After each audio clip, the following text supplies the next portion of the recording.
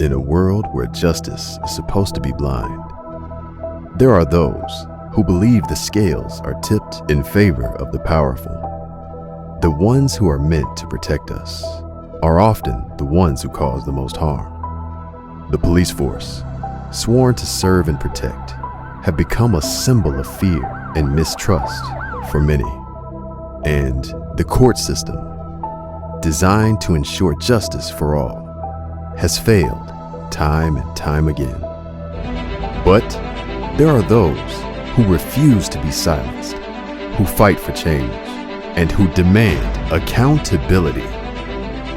Join our host, former Texas police officer and major crimes detective, Justin Carlson, on a journey through the darkness as he shines a light from his extensive 14 years of experience on police injustice and the failed court system.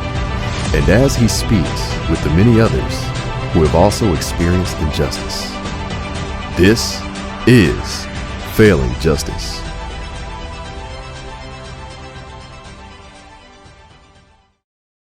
Good evening and welcome to the Failing Justice podcast. I am your host, as always, Justin Carlson, and I have my co-host, Preston Green, joining us tonight. Hey, man. How's it going? Pretty good, man. I just want to welcome everybody to the show. Thank you for tuning in. This is our second show of 2024. I think we had a very successful recording a couple weeks ago. What happened to Daniel Barajas on Interstate 30. If you have not got a chance to listen to that, please go back and listen to that. We had some great guests in here telling a very interesting story. And so, but this being our second episode, I'm excited. The new year has really just kicked off in such a good way. We've had a lot of positive things happen, and we're really growing and getting the message out there. And so we're very thankful to our listeners and our audience for being a part of that and supporting us. And so tonight, I just want to go ahead and hop in our show. We have not done a show on bail reform, and we have a guest with us tonight. We have Ken Good with us tonight. Ken, welcome to the show, man. Hey, well, thank you for having me. Absolutely. Looking forward to the discussion. Ken Good is, I guess I would be proper to say you're out of Tyler. You have offices in Tyler and Houston. Is that right? That's right. Graduated from Hardin-Simmons University in 1982 with a Bachelor of Arts degree. You received your Master's of Education degree in 1986 from Tarleton State University, which is an extension of Texas A&M system. And in 1989, you received your law degree from the Texas Tech School of Law, where you're a member of the Texas Tech Law Review. You've argued cases before the Supreme Court of Texas and the Texas Court of Criminal Appeals, along with numerous courts of appeals, including the United States Court of Appeals for the Fifth Circuit. And you are married, and we were just discussing off camera, you have 2 daughters. Is that all accurate? It is. My wife is also an attorney. She's a staff attorney for a federal magistrate judge here in Tyler. And so I learned very early in my marriage that you do not quote case law to your wife in bed. Oh my gosh. I bet that's like a cop marrying a cop. I've always said I've had plenty of opportunities to date police officers, and I said I can't do that because I don't feel like that would really go together. So that's very interesting to hear that you are married to an attorney as well. Yeah, we mesh really well. I used to say that we're opposites attract. I'm very outgoing. She's an introvert, but I really don't think that anymore. I think the gel that keeps us together is we both are we have strong religious beliefs. And so I think that's what brought us together, and that's what keeps us together. Absolutely. And tell me a little bit about you. So you are a bail reform attorney, is that correct? Yes. So, going through my educational background, already know I'm as ancient as there is. I'm an old geezer. I've been practicing law for over 30 years, but so I started out as an attorney representing doctors and hospitals when they got sued. I've always had an interest in appellate work and going to the courts of appeals and arguing issues, and I've argued a lot of those issues. But sometime around 25 years ago, I got pulled into this area of the law representing bail issues. The cases I've argued at the Texas Court of Criminal Appeals are on the issues of bail. And so I've kind of specialized in that since then. And then when this bail reform movement started, I attended a hearing very early on, and I discovered that the judge, in my opinion, didn't know what she was talking about and was going off track, and the case was going to go south. And so I came out setting off the alarm for our industry and saying we need to become experts on these issues. And I set out to do that, to become knowledgeable and to know what was going on and be familiar with the law and the facts. And I think that's really been helpful, because since then, that judge that I sat in the very first hearing, I think she's been reversed 7, 8, or 9 times, to prove that she was wrong. And so, but the harm that she's done to the bail industry or criminal justice system nationwide is still being felt to this day. So, can you just a pretty direct question, I guess? You talk about bail reform. What is your opinion on that? What is it that you think needs to change, and what is your position?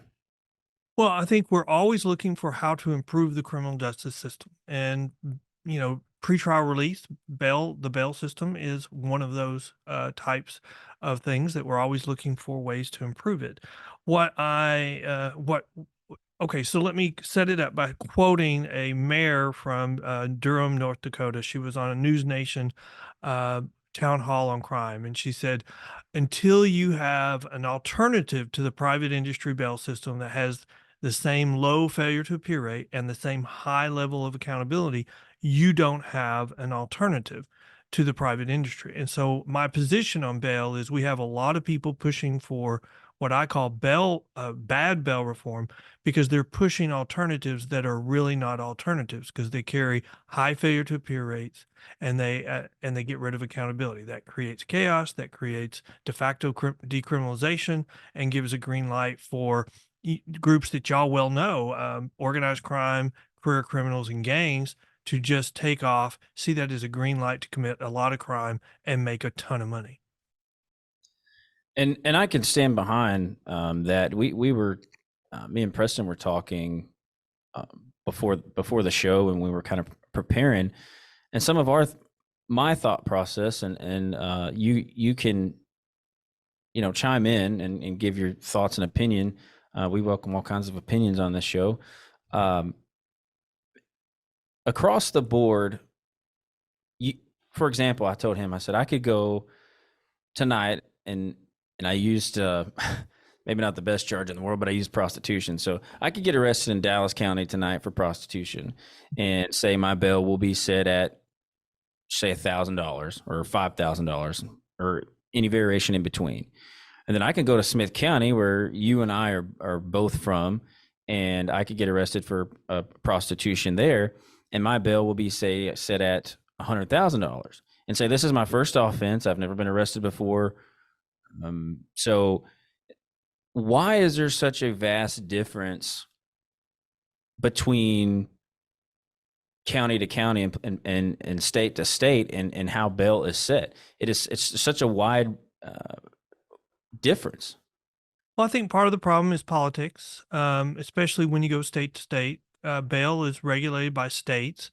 And then in Texas, the reason why you have such disparities in bail is because the judges are in charge of bail, and judges set bail based on an abuse of discretion standard. So that means that the defendant can file a motion to reconsider bail at any time. If they don't think the judges acted correctly, they could file a petition for writ of habeas corpus. And so the way the law is written in Texas is we have a broad discretion for the trial courts to set bail.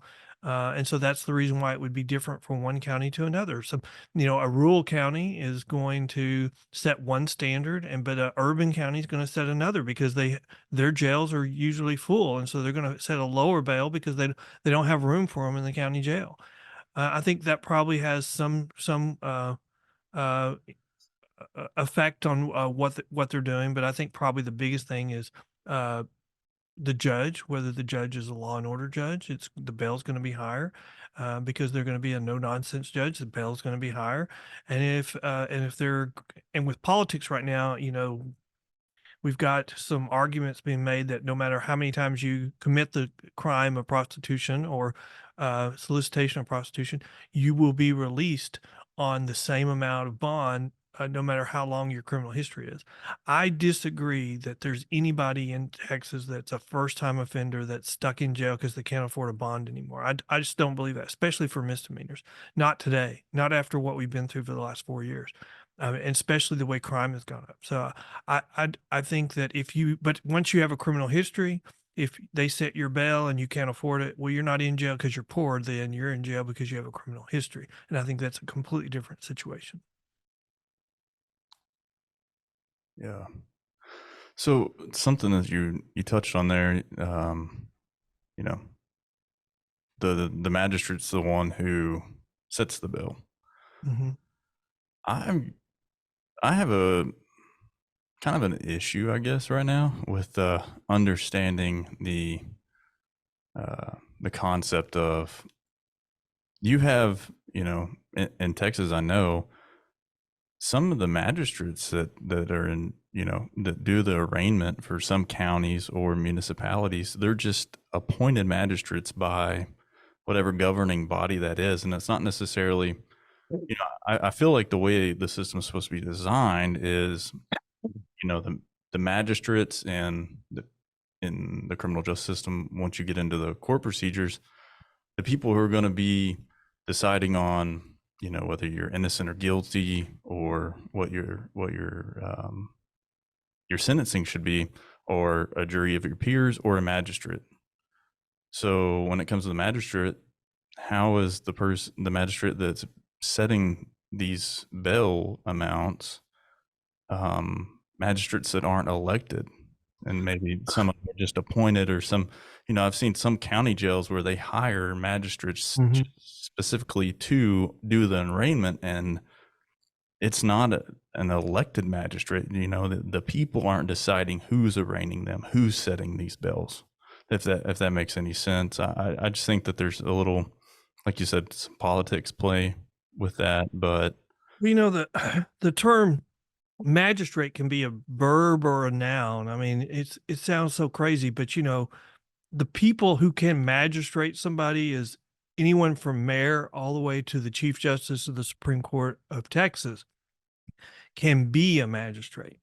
Um, or they can do what we call, a verb, magistrating. They can magistrate somebody once they're arrested. But in our urban cities, we have gotten into this area like you mentioned, where we're just hiring people. That's all they do is magistrate all day long. They never try cases. They just set bail all day long. They do initial appearances all day long.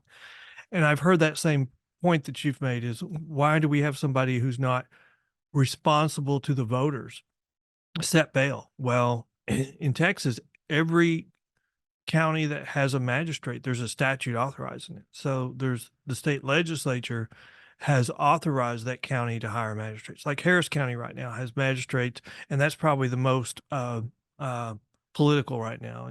They have a rule in place where if you're that's a charge-based release. So if you're arrested for these list of crimes, you're going to get a $100 PR bond, period, no matter how many times you do it.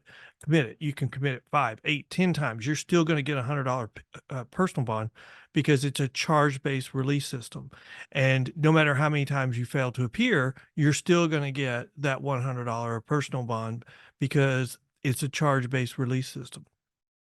And I think those are all imposed by local rules, and some of it's political, but some of it is just the reality. So in Harris County, before there were all these lawsuits, they used a bail schedule to get people through the system quickly. And when they set those aside, they've replaced them with what we call a simple release, which just they're releasing them for this charge base based on what their charge is. And that does not work. That it fills up your jails. Their jail is full right now. You don't have any accountability for low-level crimes. Your low-level crimes are now the training grounds for future felonies, and your jail's full of felonies. So, but this could be a much more difficult issue because among the states we have different types of bail systems, release mechanisms. Like and I would divide them into two categories. Detain or release, which is kind of the federal system, where we're just going to detain you or we're going to release you. The problem is when they reformed the federal system to switch over to this, at the time they switched, they were holding 25% of the people arrested. Now they hold 75% of the people arrested. And you can imagine that if Texas tried to go to a detain or release system and we held 50% of the people that were arrested, we don't have enough capacity. We don't have enough jail space to do that. And so that we can't do a release or detain system. And we have a lot of people that are pushing for that in Texas because they know we don't have the capacity. And remember, when you don't have the ability to do it, that creates chaos, creates de facto decriminalization. De facto decriminalization is a green light to commit more crime. And so you have all these motivations going on. And so when you're looking at what they're advocating, you have to look at the impact of it, and you have to, go to the deep dive on what they're really doing, because a lot of these policies that are being proposed are really just to create chaos, de facto criminalization, and get people out of jail. They don't want them to be held. They don't want them to be held guilty.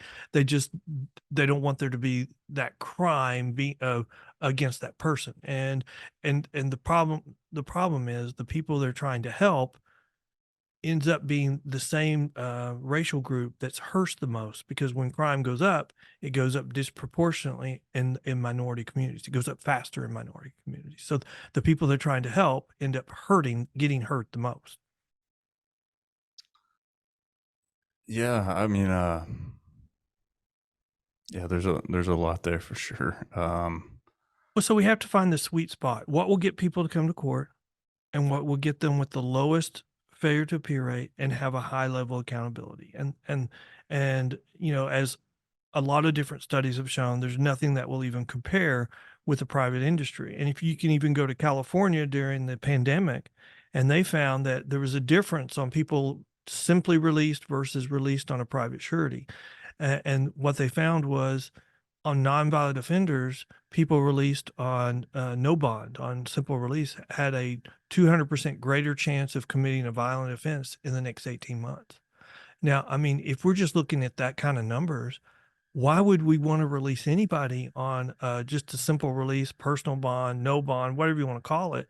If then that alone says they've got a 200% greater chance of committing a violent offense in the next 18 months. It's just crazy.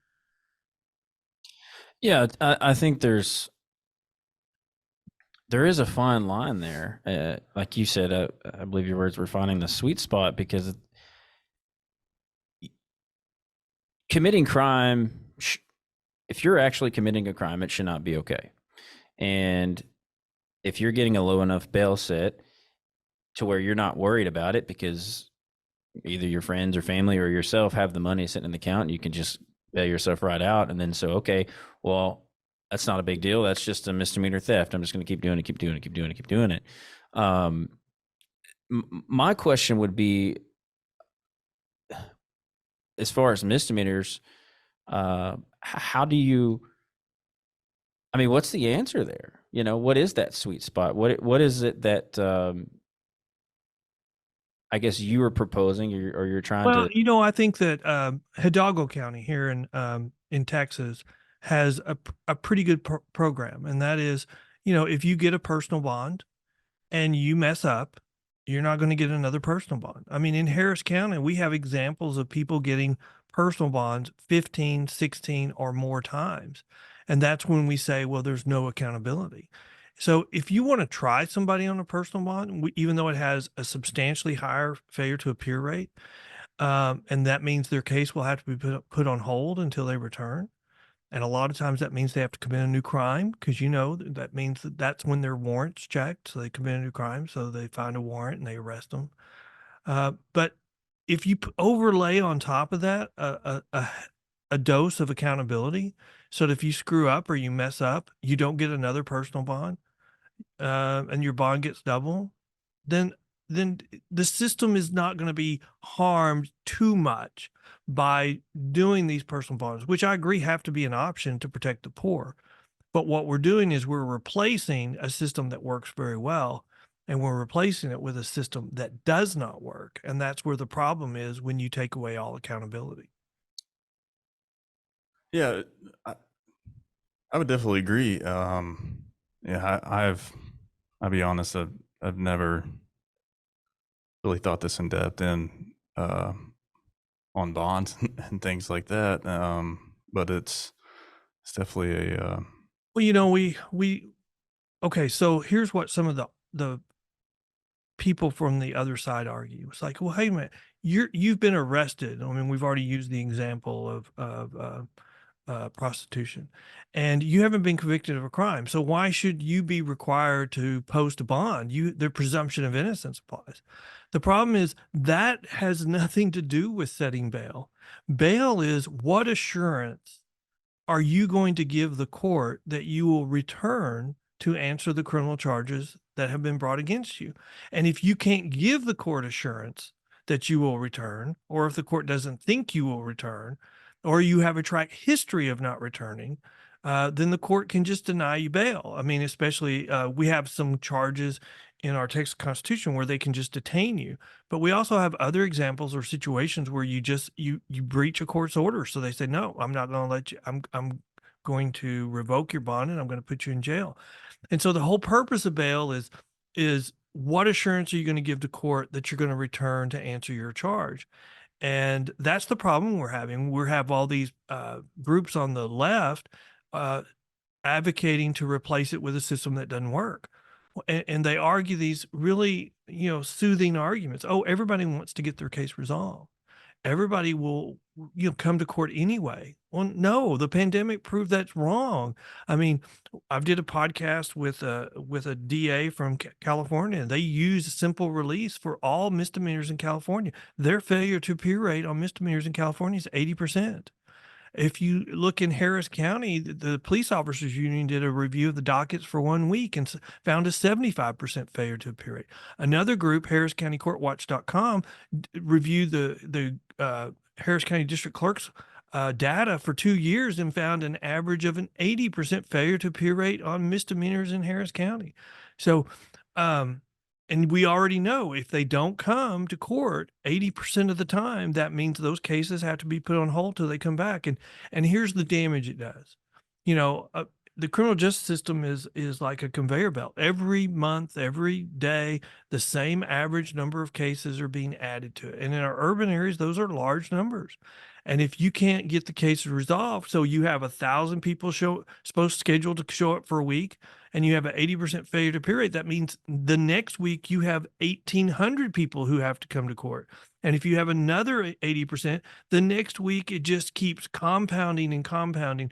And that's how you get chaos. That's how you get de facto decriminalization, because that's the only thing that prevents the criminal justice system from collapse. And that's why it gets perceived as a green light to commit more crime. And that's what we can't have. We have to have a layer of accountability when someone doesn't show up for court. And if we take that away and people start perceiving that as a green light for crime, then the jails are full with very dangerous people, and we have no room to apply accountability to misdemeanor crimes. And I'm like, well, then why do we have misdemeanor courts if we're not going to have accountability? So, because I've I've personally been present during conversations about some district attorneys in the state of Texas. Well, I guess they're already doing it, but wanting to authorize for like a local police department, like the agency I work with. We don't have our own. I work for a small municipality, so we don't have our own jail. We use the county. That usually ties up a lot of resources when we make an arrest. That's a good hour plus that you're gonna have an officer outside the city limits taking somebody to county. So there's been some talks about, well, if it's a misdemeanor and it's not a violent crime, maybe just like property crimes or something like that, that we'll set up a booking station inside. Police departments can set up booking stations and just go ahead and process them and release them. Just issue a citation. and then file, and then that gets sent over to the DA. And I'm, in my mind, I'm sitting here thinking like, well, haven't we been doing something similar to that? It's called filing at large with the DA's office. Like I've done that multiple times throughout my career, so I don't understand what I don't understand what you're accomplishing other than not filling up the jail. Well, you still run into the same problem, because if you catch and release, then you have to have at some point a warrant issued with a bail set on that warrant, Well, right? when you catch and release, you're giving them an appearance date, and then if they don't show up, your only choice is to either reschedule or issue a warrant. Like And if right. you issue a warrant, you're in the same spot you were originally. And that's the problem. A cite and release has a terrible failure to appear rate. And so you're starting out. I mean, it's just like a personal bond. I mean, all you're doing is skipping having to send somebody over to the county jail to do the paperwork, but you're already starting that criminal case out with a high failure to appear rate, which actually, if you're going to put accountability into the system, puts the defendant in a worse situation than they started with, because then they immediately come back with a failure to appear. Yeah. Well, and it's, we want to try to, we don't want to start off by setting you up for failure, right? Like, so you, Oh, I think that's a great point. That's a great point. If we're setting you up for failure, yeah, that's right. You don't want us to set you up for failure at the very beginning of your criminal case. yeah. So you've committed a crime, you've been arrested. So let me continue to send you down a path that's going to fail you. There's no justice in that, in my opinion. Well, but look at California, where we've now decriminalized theft under $950. And, we started out, I mean, that was a proposition that was presented to the voters, and it wasn't presented as we're going to decriminalize theft. It was presented as we're going to change these crimes from felonies to misdemeanors, and that will help people get work. They'll still have to answer for the misdemeanor. The problem is, in our urban areas in California, after that passed, they said, well, we're no longer going to prosecute those crimes. So that was decriminalization. We're not going to prosecute theft under $950. And what has been the impact? I mean, we talk about, well, it's a nonviolent offense. Well, I think it's pretty violent when you have department stores across these urban areas It's an closing. it's an impact on the economy. I mean, Yeah. because how are these businesses recovering? I mean, I know they probably have insurance, et cetera, but No, still, but at some point, you kick it down the line, and it's still it runs into an issue. It's not necessarily a victimless crime, because it does impact the economy, I think. it is it is a crime that has, like, it's like the bowling ball knocking over more and more pins, because you start out with the businesses get hurt, businesses close, then the tax property values go down. I mean, look in San Francisco, California, they're selling buildings, commercial properties, for a third of their value 2 years ago. I mean, one of the biggest buildings that in Washington, in the state of Washington, they're trying to sell it for a third of the value, which is what the mortgage currently is on it. I mean, and they're trying to say, oh, it's because of COVID. It's because of more people working from home. No, it's because of crime. I mean, look at the Nancy Pelosi federal building in San Francisco. They told the federal workers in that building to quit coming to work from home, because it's not safe to park your car in the neighborhood or walk from your car to the building. It's not safe to go to work, so work from home. If you can't provide a safe workplace for your employees, your property value is going to drop. Your tax base is going to drop. You're seeing mayors come out and call for change, because they're the ones that are going to lose the tax revenue, and ultimately the buildings will default, and then cities will start defaulting. And you think, oh, this will never happen. No, we are on track in San Francisco and other cities for that very thing to happen. There's been articles in the last 2 weeks about it. Yeah. So, so right out the gate, I think my response to bail reform across the board is, and I do understand where, you want to take into consideration people who can't afford it, right? Can't afford to post bail or a bond. So, Yeah, but what the case law says is people who can't afford it, the Constitution requires them to be given an opportunity to ask for a deviation, a change. So once you give them that opportunity, if the judge says, okay, I've looked at your criminal history, I've looked at you, I've looked at the way you move around, I'm not changing it. You had your opportunity. The constitutional requirements were met. What the problem is, we have people arguing that they have a constitutional right to release. And there's been no court that's held that. In fact, the courts of appeals that have addressed it have rejected that argument. And then we still have the left still making those arguments, or we have one side of the electorate still making those arguments, even though they've been rejected by the courts. So Did you want to finish your thought? Because Well- I have a question too, but go ahead and finish your thought. yeah, so on that note, if it sounds like each state is setting the tone of, I guess what would be constitutional or not, and going against that I think case law. each state has the floor of the Constitution to meet, and then after that they can do whatever they want. Is what the way I would say it is they have to comply with the floor, and then after that they can decide what they want. You see states going different ways because some states are putting into a statute a right to release, even though it's not required by the Constitution. Hmm. And the so problem I have is when you give somebody a right to release, that ties the hands of judges so they can't address gangs, career criminals, or organized crime because they have the same right to release as a poor person.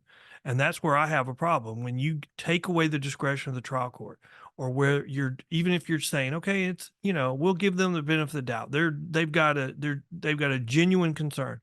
But when you take that concern and tie the hands of judges so that they can't address real crime problem, well, then it's not doing what it was intended to do. It needs to be. It's not accomplishing its purpose. So how do we prevent that? Like, does this need to be a Supreme Court opinion and toward it No, I don't think so because Yeah. I agree. release just on that? No, the Supreme Court, I think the Constitution sets the floor, and the problem is where we're having people go crosswise is when they decide to go and above the floor, which they can do whatever they want. I think we've got some political issues that we've got to resolve as a society. I think we're going through the same cycle that we went through in the 60s. In the Oh, yeah. 1960s, we felt safe. We were more forgiving on our criminal laws. More people got out of jail. Crime started increasing. We started having a pushback, but the one side of the electorate or one side of the political spectrum would not agree to change it. So we had a backlash. We got Reagan elected, and then we had the war on drugs and the war on crime. And we seem to be repeating that cycle currently. We're in the middle of the people are pushing back, and one side of the spectrum is saying no, and you're seeing the edges of their coalition fraying. You've got the NAACP in Oakland calling for a state of emergency on crime, attacking their local elected officials that they all supported when they were running for election. So you're seeing a split in their coalition, and as crime continues, that coalition will split even more because the very people they claim to be wanting to help is the ones getting hurt the most by what they're doing.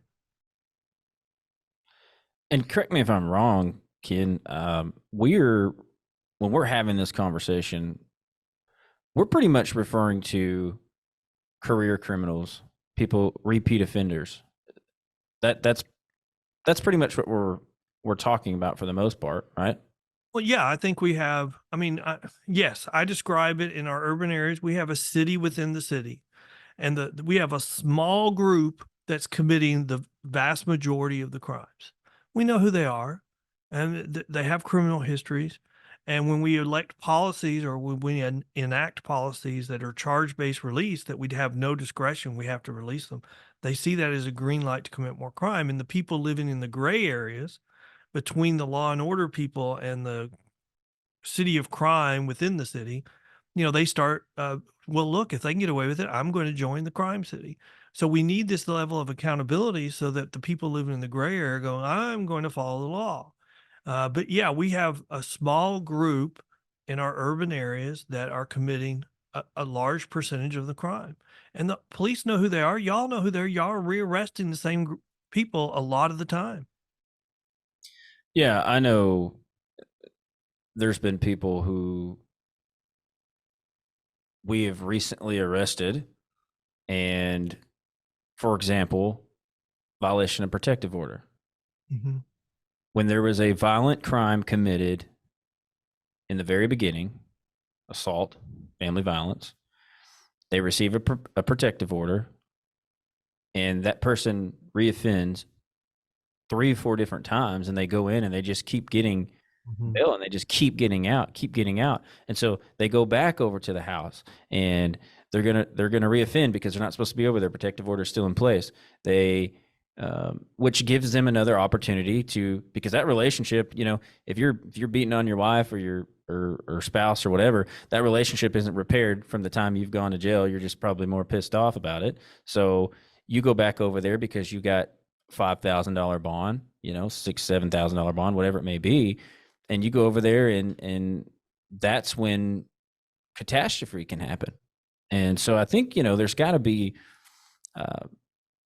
I agree. There's got to be accountability. Now, I'll put a spin on it too, and get your take on this. We do a lot of wrongful conviction stories on this podcast, and so we've had people who were, behaved had a lot of criminal activity before they got arrested for something they did not do, and they have a bail that's set excessively because of their past for something they did not commit. And some may say, well, just leave it to the court system to play out, because if they're innocent, then it'll come out that they're innocent. Well, that's not necessarily the case. That we all know that doesn't always happen. What is your take on that? Well, I think the system, the system can commit errors, but I do believe that the criminal justice system that we have in the United States is the fairest of the ones that are being used in the world. Now, it could be more fair. Absolutely. We always are looking for ways to improve it. But the problem we have is when we put a layer of politics on top of something, it never ends up in good. But I have I can tell you a really bad story from the bail world. I have a friend that went on a cruise and left Galveston. And when they came back to Galveston, she was getting off the boat and they told her that she had a warrant for her arrest. Well, long story short, in this little podunk town close to me in Smith County, they had an employee stealing stuff from a Dollar General store, and the police investigated it and requested a warrant and was granted a warrant. And when they entered it on the system, they pulled up a name similar to hers that had a different date of birth and tied the warrant to that person, which turned out to be my friend. And that was not the person who committed the crime. She was taken to the Galveston County Jail and she was set at no bond. That's what the warrant said, no bond. And so they were telling her, we can't even grant you a bond. You're going to have to wait till this other county comes to get you and takes you back to their county, and then you go before the district court judge and he will grant you bail, and that'll be at least within the next 10 days, and if they don't come within the next 10 days, we'll just release you. And the only reason why we got her out of jail quickly was through personal relationships. We got the first assistant DA in that county to go look at the file over the weekend and compare the date of birth, the fingerprints, the pictures they had of the perpetrator versus this woman who looked completely different, who was a mother of 3 kids and was a housewife. And she found out very quickly that she agreed it was the wrong person, and they withdrew the warrant. But we have in Texas, we passed SB 6 2 legislative sessions ago, and one of the things that did is it impacted warrants. And if you put a bond amount of no bail today on a warrant that's not set out in the Constitution as one that you can deny bail, they would take you before the magistrate wherever you're arrested, and you would be granted bail. So if that if her situation happened today and her warrant said no bond, they would take her before a magistrate in Galveston, and the Galveston magistrate would set bail, and she would get out of jail that day, if she could afford it. And so I do think we're looking to improve the system whenever we can, when we find issues that need to be improved. But I still have faith. I mean, look, I went to law school 30 something years ago to study to be an attorney. And so I study the law, and I have faith in our system of justice. I have faith in juries. I have faith that by and large the system works. So yes, there are mistakes that are made, but I don't think there's a better system in the world. I would so I would agree and disagree. Maybe we just have a different interpretation, right, on it. I would agree that the way that our criminal justice system was designed, so like the foundation of it, would be the best and fair system compared to what you would see in other countries. But I would not say that right now, today, our system is the fairest because of what you just said. It's weaponized and it's political. There's so much politics involved in it, and we talk about like this, the whole catch and release. I mean, that's a political driven decision that was made and put into place by I think it goes back to, it's important for us to always try to like find these things that we can work on today and improve on today, right? Because that's all, you got to take small steps to get there. So we don't need to lose track of that, but also with understanding that there is a bigger problem across the country and society. And in my opinion, the criminal justice system is one of the biggest driving factors in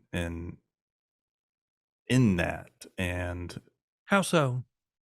well, I think that because if you were to turn on the news, I mean, right now, or every major issue that's being discussed, in my opinion, today, you can tie that back to the criminal justice system somewhere, right? So like, all the personal prosecutions or the policies or the crime or just everything, it all has to do with the criminal justice system. And I think that that system has been utilized not in the interest of justice. And I think that the country and society is so lost at the Well, system. I do think we go through cycles. System being so divided. So like you said, back in the 60s, you go through these cycles. I think right now we're in such a place in society where we're so divided politically, right? And that is impacting the criminal justice system, because that's what's getting people who are in positions to create legislation into power to do that and create these policies that in return is hurting society. If that makes any, if you're tracking. But I think we have a lot of friends on the side of the spectrum that doesn't agree with me. But I think we're starting to see a lot of them realize that what they're doing is harming society, and it's impacting public safety. Where they are right now, though, is they're not willing to do anything about it, because if they do, somebody will run against them. They'll lose all their fundraising, or they'll lose all their campaign contributions. And so everything, is being driven to the extremes, but you're seeing that start to fray. And when the NAACP in Oakland is calling for a state of emergency on crime, you cannot deny, like they did in the last election, that really crime was not increasing. That was just a myth from the opposite side of politics. And so I don't think you can say today that crime is not increasing or has not increased in our urban areas. And so I think, I agree with you. We need to get politics out of the criminal justice system. But the problem is we're a democracy or a republic, whatever you want to call it. And so to a certain level, we're going to have some politics in it, and we have to minimize that as much as possible. But that's politics is the reason why we have these cycles, and because the coalition on the left is not made up of just one group that wants to decriminalize crime. It's not made up of just one group of social justice warriors. It's made up of a whole group that have, I mean, different groups that have different goals. And so once we start having more crime in our urban cities, then you're going to start seeing the coalition fray, which is what's happening now. That's the reason why New York has pulled back or rolled back their reforms at least 3 or 4 times now. You've seen like Alaska repeal their reforms, and you see other states that are putting limits on these things. Texas, when they passed SB 6, they were going in the opposite direction. They were strengthening accountability and rejecting these bad bail reform policies. And so you're seeing more of it. I mean, you're seeing that this fight get even harder. You look at what Chicago just did, or Illinois. I mean, they've doubled down on crime, really, if you look at what they've done. So I think you're correct in the sense of we still have these state by state political battles, and that are deeply impacting crime, and they're deeply impacting the public safety, and we need to get politics out of that as much as possible. But we're in this period where that's driving the policies, and I don't know how to get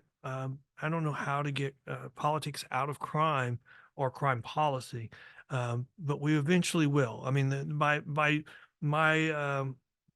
last word on that is we eventually will, because what's going on right now is not sustainable, and since it's not sustainable, there will be a force that will push a resolution at some point, because if the public can't get public safety, you can't get it through law enforcement, they'll have vigilante justice. We already see that happening at times. And so there'll be, I mean, what's going on is not sustainable. So it will come to a day where we will find a solution to this problem. I would agree, and I'll be honest. I think we're we're not far from it. Just because of the reasons that you said, and I would love to get politics out of the criminal justice system, but here's the reality: politics is what kind of makes the criminal justice system, in the sense that the people elect the officials that are put in the positions within the criminal justice system, and that goes down to politics. Well, the legislature passes the laws on what becomes a crime, and then judges and prosecutors decide who to prosecute on those crimes. And so, we see. I mean, Harris County right now is driving policy statewide in Texas, and so in the last legislative session, there was a little bit of a pushback, or probably a bigger pushback than that, on the rest of the county, saying, why do we have to freaking change what we're doing because of Harris County? Why can't Harris County just do it right?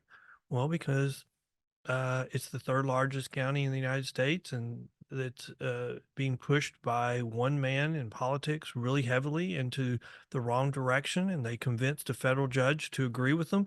And she's now been reversed 7 or 8 times.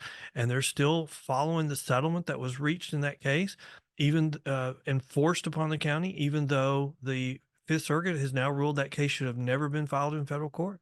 And the settlement that was reached is a charge-based release mechanism system on misdemeanors. And until that local rule is set aside, and it should be, just needs to get an avenue to the Fifth Circuit, and it will be set aside. But until somebody's willing to do that, politics will continue to govern misdemeanor release in Harris County. Well, Ken, so this podcast, I don't know what you know about the history of it. So we are cops. I've been a cop for going on 15 years. Preston here, I actually trained him when he came onto the force. Yeah, I've just been a cop since breakfast, so it's not been that long. And, for so many years, I was the guy. I was a major crimes detective. I worked homicides, child sex crimes. I've put a lot of people in jail. But for so long, I was, I think in my mind, I showed up. I went to work and I wanted to do the right thing. And I completely ignored anything around me, like as far as politics. There was a lot of things behind the scenes, especially when I was a street cop. I didn't know what was going on behind the scenes. When I was a detective, I didn't know what was going on behind the scenes. But as I started to kind of rise up and in the ranks, and I started to see kind of what was going on in the politics involved with some of the criminal justice decisions that were being made, um, I started to see, and I have no problem speaking on it because um, I don't necessarily expect you to respond. I have no qualms about saying, I was in Anderson County. I experienced a lot of corruption in Anderson County, all the way from the police chief to police officers on the street to judges to the current district attorney there, and I called it out. There were some things going on.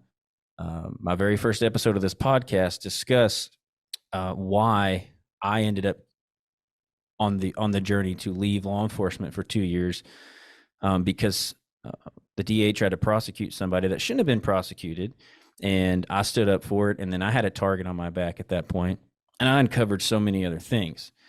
And so I say all that to say, there, for the longest time, I didn't think those things existed. And then once I started to see it, and it was brought before my eyes, and I started being impacted by it, I opened my eyes more, and I was like, okay, this stuff's going on more than you realize. Mm-hmm. I would like to think. Now I'm back in law enforcement. I was out for 2 years. I got back in May of 23. So 6, 7, 8 months. I've been back in it, but my perspective has changed because I am all about, that's the name of this podcast, Failing Justice. I feel like justice has failed so many people. I've met so many good people, I say this all the time, who have been just wronged by the system. And I think a lot of it falls back on to politics, right? And me and Preston talk all the time on this podcast. We say, I think we can put all this in a bucket and carry it to the finish line of this. I think that if you just had good people who had the interest of justice with a good heart and a good mind to want to do what is right in all of these positions, we wouldn't be where we are today with all of these problems. I mean, at some point we have veered off track, and we can talk for hours and hours on what that may be. But this is me and something. This is really kind of something that hits me pretty hard because, I mean, aren't we really talking about people who are missing a moral compass? That's exactly yeah, it. you're exactly right. I'm We've doing a lost. podcast tomorrow with the sheriff of Hidalgo County, and every sheriff before him, probably for quite a few, have been left office in scandal because of corruption issues. And I'm not really sure about how many there were, but I mean, the last sheriff, the one that he replaced, was resigned on corruption issues. And so, when you have corruption, I mean, I look at that when you or me is faced with corruption, what do you do? And I go to what's your moral compass? I mean, I think your moral compass said, yeah, I've got to stand up for what I believe is right. And, I have this saying that I use when I'm in a difficult situation and I have to talk to people. And I'm like, when in doubt, just stick to the facts. Don't try to soften it. Don't try to harden it. Just stick to the facts because the facts are the facts. When you have issues of you question somebody, what they're doing, whether it's political, whether it's being corruption, you have to stick with your moral compass.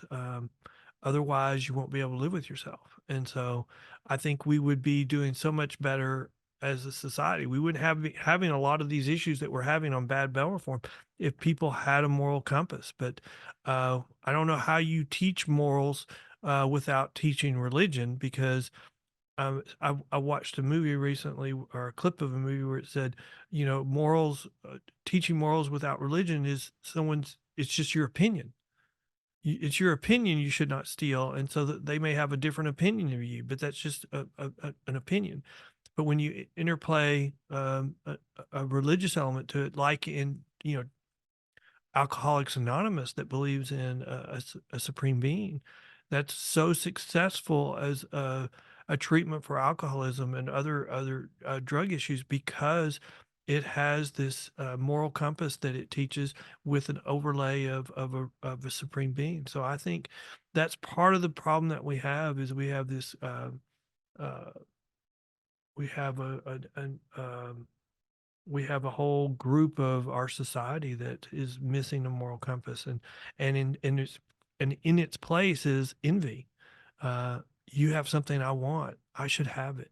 I mean, if you look over the last 20 years, the cases that I've seen where people have been shot at the courthouse are all family law related. They're not really anything else. I mean, even at the Court of Appeals in Fort Worth, when there was a shooting at the Court of Appeals, it was a family law case. So family law issues create much more problems. And we're talking in our other states of replacing law enforcement and bring a mediator to those types of things. I mean, who's going to be responsible when those little people get shot and killed because you sent somebody that was ill-equipped for that situation? Because those are the most violent situations.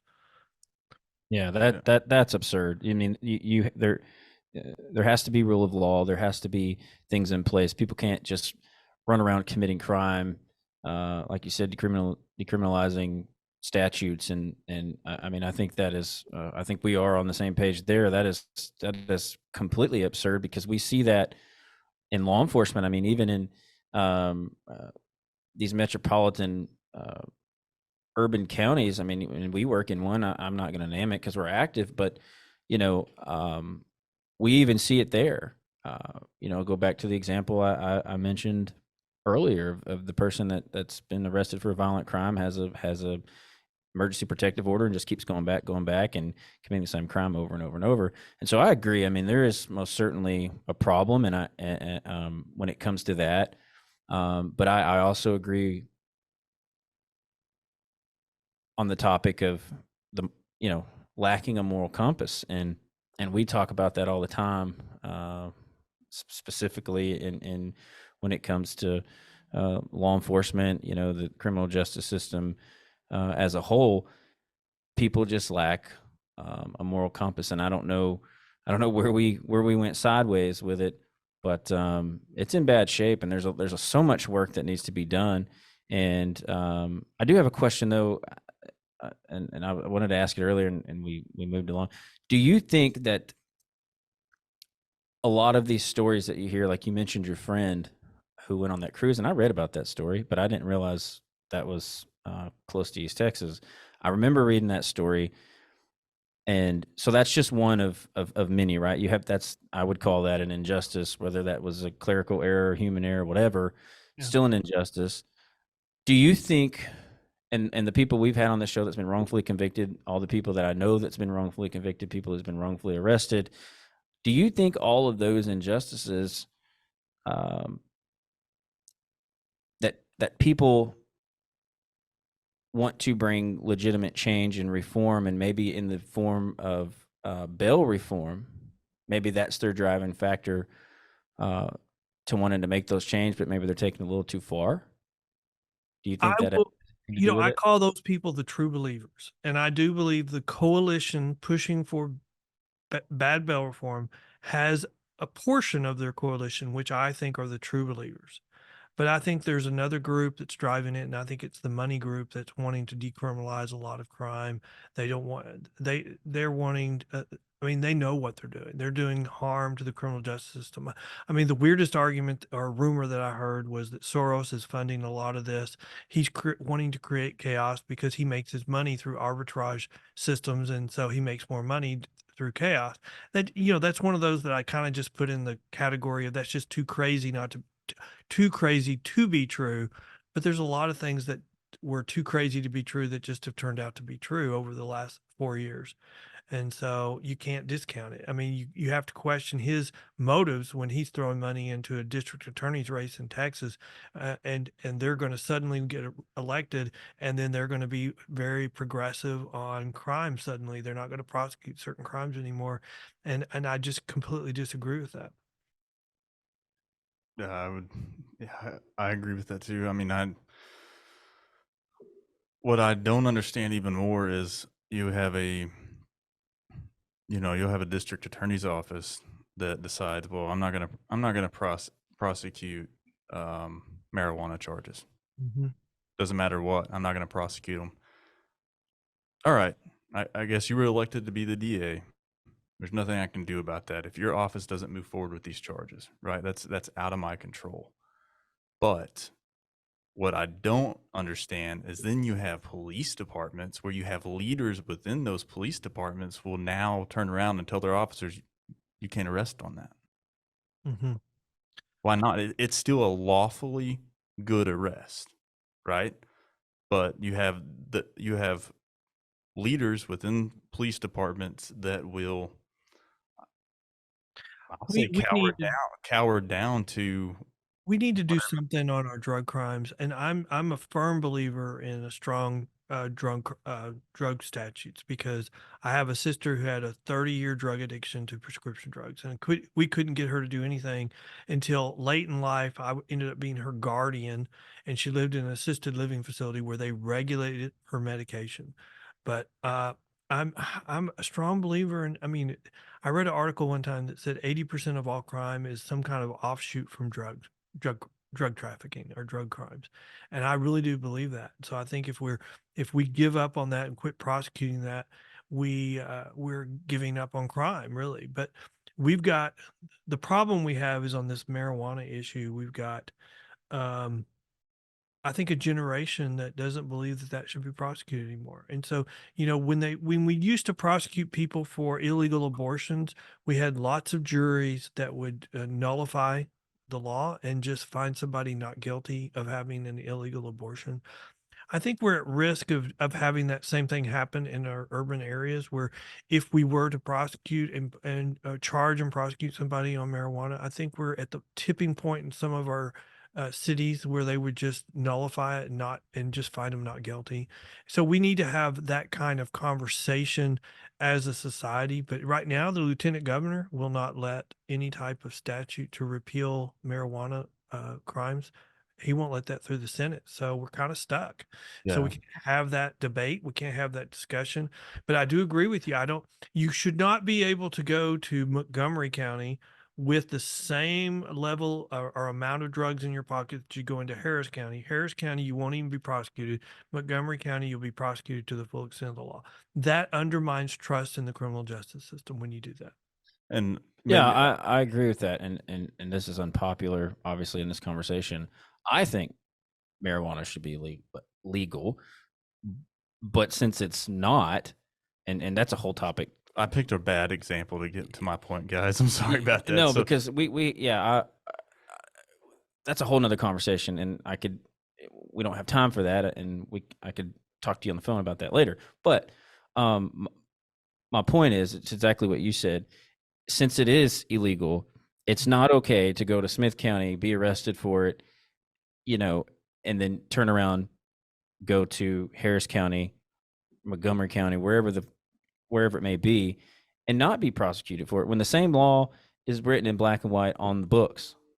I don't think that's okay. well, I would again, I used a bad offense to use this as my example, but where I was going with that is, the DA may or may not decide to take the case and prosecute. That's going to be up to the DA. So let's take it for theft. I mean, Well, but let's look at what's happened in Seattle and Portland, where in Oregon, where they've decriminalized all heavy crimes. I mean, all heavy drug crimes. So so in Portland, you have an open. I mean, it's like an open opium den every day in downtown, and you have record numbers of people overdosing every month. I mean, it's like we're giving up on a group in our society. We're saying, oh well, we're going to fund all these. all these plans for them that they can seek, but less than 0.1% are going to treatment plans. And so all that money, none of it's being used. And we're just, and oh, well, it's their decision. No, you have to have that to be a crime. So you have a hammer to send them to drug rehab. And we're giving up on that. We're giving up on a whole group of our society. And, if a record number is overdosing every month, that means the number of people using drugs in that area is growing every month. It's ridiculous that we would do that. And I mean, that's if you want to talk about corruption, that's where I think there's a whole bunch of corruption going on because they're funding these treatment plans and none of them are being used. So where's that money going? And Right. it's going in somebody's pocket. Yeah, just like I mean, I think there's probably some issues with funding when it comes to the prison system too. But yeah, you make a good point. I I definitely don't agree that if you, here's the thing about drug usage and like true addicts is like um, you're gonna have to want to get that help. Mhm. Right. So just because we can create legislation and say we're going to decriminalize it but we're going to take funding and put it into all these rehabs and give them these resources to use. Well, I hate to break it to people, but unless an addict wants to get clean, wants to get sober, right, they're not going to do it because it's a personal decision they're making. Now, The studies show that there's a 75% failure rate for when somebody goes to a treatment. And so you've got to have a hammer against them, the threat of prison, to give them an incentive to go back to treatment. Because every time they go back to treatment, there's a 75% chance they will not be successful. And so you're just hoping that every time your 25% will be compounded and continue to grow. But if you don't have an incentive if you don't have an incentive for them to want to go to drug rehab, they will never choose drug rehab. yeah, because if they don't see the consequences to their actions, that's like, um, you know, me, I think I'm going on almost 5 years of sobriety from, alcohol. And, I, the, one of my main driving factors for, completely, uh, giving up alcohol was I hit rock bottom in life, right? Like I saw the consequence and I had to wake up and go, well, do I want to lose everything or do I want to make a change in my life? And unfortunately, um, that's not an easy decision for people. So, having that still where, if you're a drug addict and you're addicted to, I don't know, Well, kicking heroin. alcoholism is considered one of the hardest things to do, and so that's why I keep applauding AA if they're so successful. That we should be celebrating. We should be uh, using their model in other areas as well, and we're not. And the reason why we're not is because it has a religious element. And but the reason why we're not kicking it and getting rid of it is because it's so successful. Mm. And I mean I have my own demons. I have my grandmother was had to be committed for a period of time because she was on so many medications. And so I've always thought, I have this fear that, I would easily jump into this pain medication world. So I've only had a very few surgeries. I've been very blessed, but I've always refused pain medicine. And the doctor said, "Oh, you don't have to be in pain. You don't have to refuse." And I'm like, I'm not willing to risk it. I've got a family history that I'm watching, so I will take Tylenol number 3, and that's all.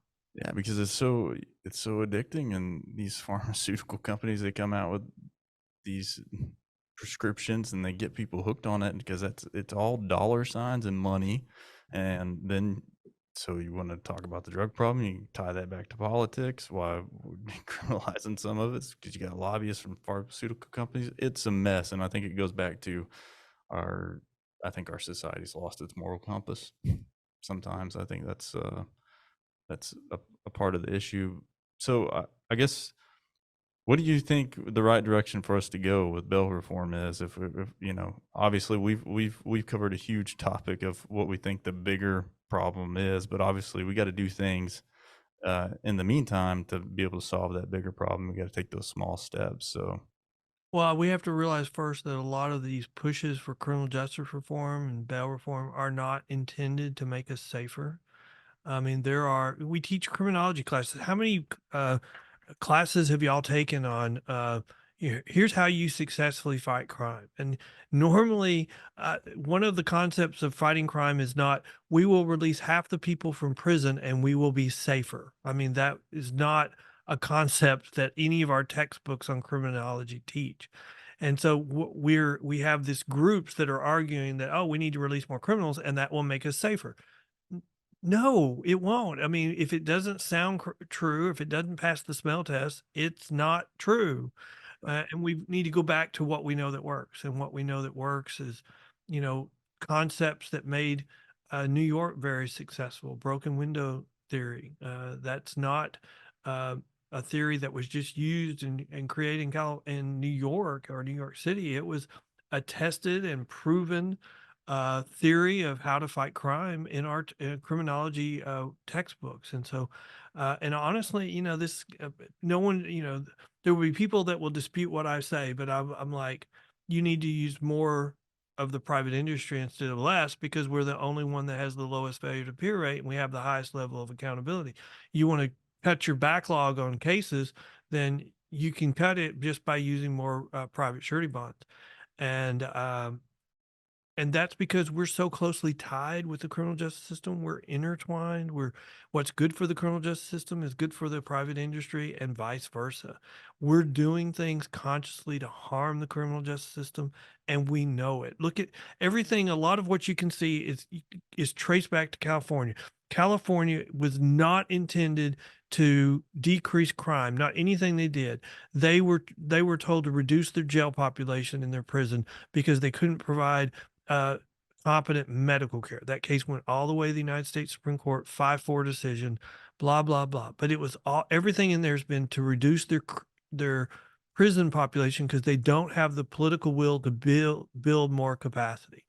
And so, of course, crime is going to increase in California. And everything that we've seen in California is exactly what you would expect to see if you had studied criminology. And so we need to go back to the principles of criminology that we know work. And that involves using more of the private industry for getting people to go to court. And then once we start seeing crime go down, then we can start looking for ways to improve the system instead of these weird things that we're trying that never were tested, never were proven anywhere, and are failing in a dramatic fashion across the country. Yeah, I agree. I think the problem is just gonna, like you said earlier, just building upon itself, just totally compounding, and it's a vicious cycle that at some point, you know, it's gonna change. It has to change. I don't exactly know what that answer is. I think we've talked about a lot of it, but I mean, you know, I would agree that there does have to be a real change, and you know, I want to applaud you for your efforts. We appreciate you coming on the show. yeah, Well, I appreciate you asking me to come. And if people want to know more information from, what we're talking about, you can go to pbtx.com, which is the Professional Bondsman of Texas. That's their website. We have a blog. We also have our own podcast called The Bail Post. You can go, there's a link to it on our menu, but there's also thebailpost.com. And we have a blog where we highlight important criminal justice studies or stories across the country, failures and what's working. And we also release studies or highlight studies of of failures and when to get the truth out. Because when you go to court and everybody's saying something you know not to be true and nobody else is saying it, then somebody has to. And right now that's us. Just want to thank everybody for joining us tonight, and thank you, Ken, for coming on. As always, like us, follow us, share us. We're on the web, www.failingjustice.org. All social media platforms at Failing One Justice. Again, at Failing One Justice. We appreciate the support. We appreciate each and every one of the messages. I've got a ton of messages this week saying, hey, we support what you do. And guys, we appreciate it so much.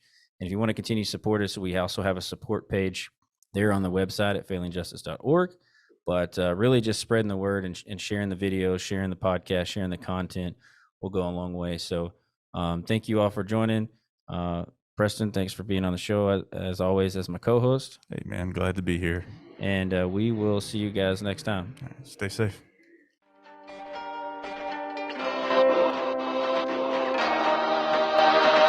This is Failing Justice.